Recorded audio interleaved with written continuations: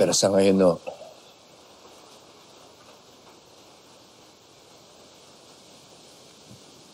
kailangan ko na munang isipin kung paano ko mababalik sa akin ng ugdaw.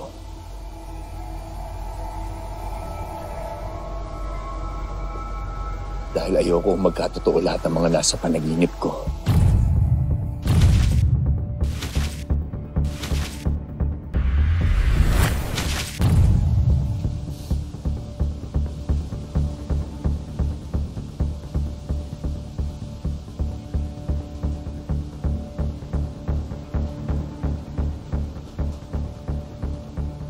Bakit o ganyan kayo tumingin sa akin? Sanay na sanay ka na anak, na sumuong sa panganib. Pero hindi mo alam kung gaano kaseryoso ang peligro na hinaharap mo ngayon.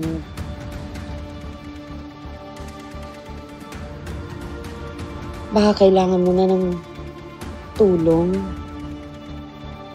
May kilala akong isang tao na pwedeng tumulong sa'yo.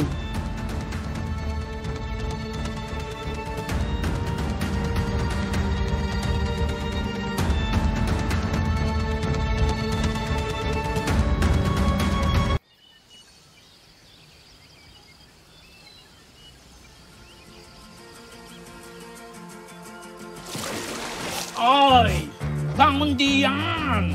May pagsasanay pa tayong gagawin. Tayo na! Ba?